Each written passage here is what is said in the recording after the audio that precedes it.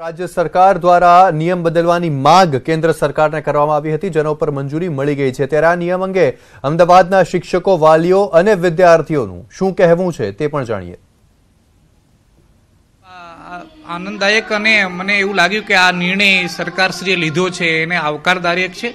एमां एक वस्तु थशे एम के 1 થી 5 ધોરણની ધોરણ 1 થી 5 ધોરણની અંદરથી વિદ્યાર્થીઓને રચનાત્મક, ભાવાત્મક, ગુણાત્મકની એક કસોટી રૂપે એક આ પરીક્ષાના નપાસ વસ્તુ એ યોગ્ય નથી લાગતી, નપાસ શબ્દ પણ નપાસ કરવાથી એક વાલી તરફથી, શિક્ષણ તરફથી, સંચાલક તરફથી કે એક છે તો એક અપ થશે એવું આ આવકાર તરીકે મારું તો એ મંતવ્ય છે। બધાથી મોટી વસ્તુ એવું છે કે વાલીઓ બહુ જ સપોર્ટમાં આવશે, બિકોઝ અત્યાર સુધી એવું હતું કે વાલીઓ, ઘણા બધા વાલીઓ એવા હતા જેમને પડી જ નથી કે છોકરાઓ શું કરે છે, અને જે અંડર અચીવર્સ હતા એમને બી આપણે પાસ કરી દેવામાં આવતું હતું અને પાસ કરતા જ જતા હતા।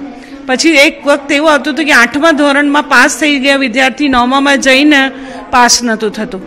So that was a big problem, એક મોટી પ્રોબ્લેમ હતી જે અમે લોકો ફેસ કરતા હતા। આ નિર્ણય સારો છે કેમ કે અમે મહેનત કરીને પાસ થઈએ છીએ અને જે લોકો ફેલ થઈ જાય છે એને પણ પાસ કરી દેવામાં આવે છે।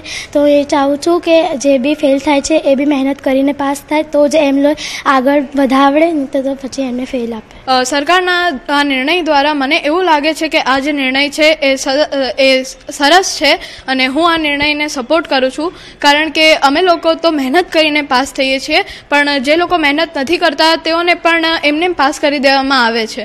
તો મારું એવું માનવું છે કે આ નિર્ણયથી હવે જે લોકો નથી મહેનત કરતા અને તેઓ પણ પાસ થઈ રહ્યા છે એ લોકો હવે મહેનત કરવાનું ચાલુ કરી દેશે। આ સરકાર દ્વારા લીધેલા નિયમથી હું બહુ ખુશ છું, કારણ કે અમે લોકો જે ભણીએ છીએ અમે પાસ થઈએ છીએ, પણ બીજા લોકો પણ પાસ થઈ જાય છે જે ફેલ થતા હોય છે, અને આના દ્વારા જે લોકો મહેનત નહીં કરતા એ પણ મહેનત કરશે।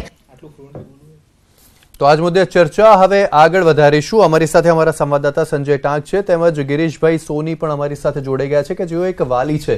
ગિરીશભાઈ, અમે એક સ્કૂલના ડિરેક્ટરનો તો મત જાણ્યો, પણ એક વાલી તરીકે આપ શું કહેવા માંગો છો? આ નિર્ણયથી શું ફરક પડશે? સારું થશે, ખરાબ થશે તમારા બાળક સાથે? સાહેબ, 100% નિર્ણય આવકારદાયક ગણી શકાય, કેમ કે જે છોકરો ભણવામાં હોશિયાર છે એ તો પાસ થઈ જ જશે, પણ એક ડર આનાથી સરકાર ઉપર એ ઊભો થઈ શકે કે ડ્રોપ આઉટ રેશિયો વધી શકે, કેમ કે કદાચ જે બાળકને શિક્ષણની જરૂરિયાત હોય અને 5મા ધોરણમાં એને ફેલ કરવામાં આવે અને પછી પાછળથી કદાચ એવો પ્રશ્ન બને કે એને પાછળથી એના મા બાપ એને સપોર્ટ ના કરે કે તું સ્કૂલમાં ફેલ થયો છે, આ થયો, એ ડરના કારણે ડ્રોપઆઉટ રેશિયો પણ વધી શકે છે। અને ઓવરઓલ જોવા જઈએ તો આપણે આ નિર્ણયને આવકારદાયક ગણી શકાય, કારણ કે જે છોકરા મહેનત કરે છે મા બાપની પણ એક લાગણી, મા બાપ વાલી તરીકે આપણી બી પણ ફરજ થાય કે આપણે બાળક પ્રત્યે ધ્યાન આપીએ, અને એ નિર્ણય આવકારદાયક ગણી શકાય।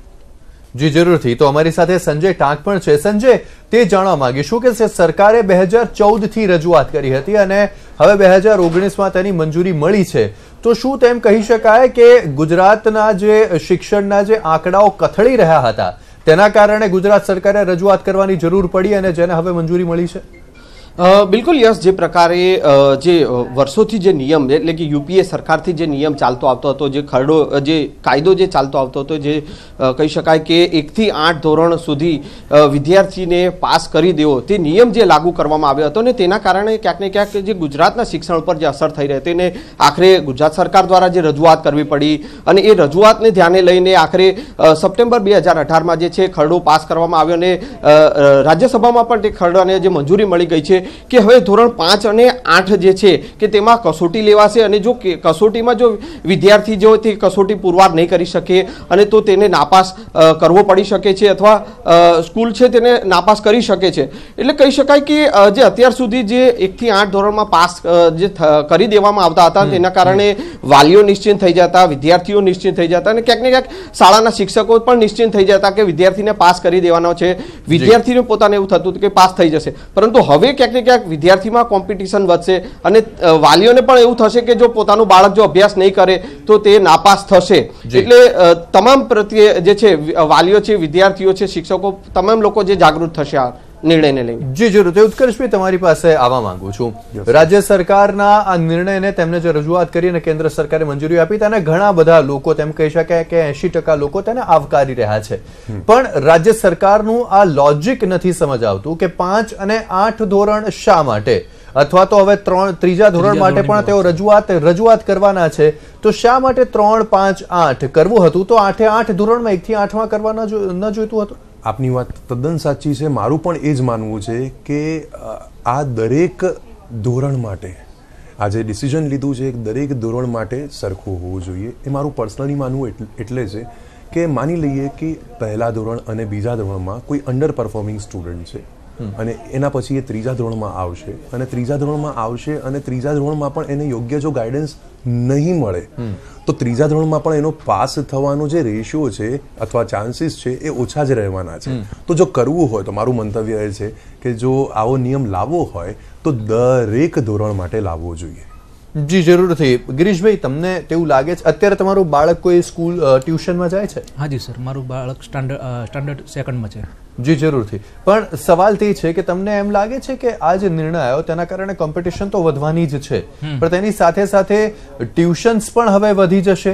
જે ઘણા પ્રાઇવેટ ટ્યુશન્સ હોય છે, ઘણા બધા બાળકો આજના સમયમાં રાખતા જ હોય છે, સ્કૂલ કરતા વધારે ટ્યુશનમાં ભણતા હોય છે. 100% સાહેબ, આપણે એ પણ વિચારવાની જરૂર છે કે આપણી જે એજ્યુકેશન સિસ્ટમ છે અને શિક્ષકો આપણા કયા લેવલના છે, શિક્ષકો કેવી રીતે ભણાવે, શિક્ષકો વધારે પડતા ટ્યુશન ઉપર ફોકસ કરતા હોય કે જે સ્કૂલમાં બાળક ભણતું હોય એને ટ્યુશનમાં એમને ઇન્ટરેસ્ટ હોય કે બાળક મને કમાણી આપે.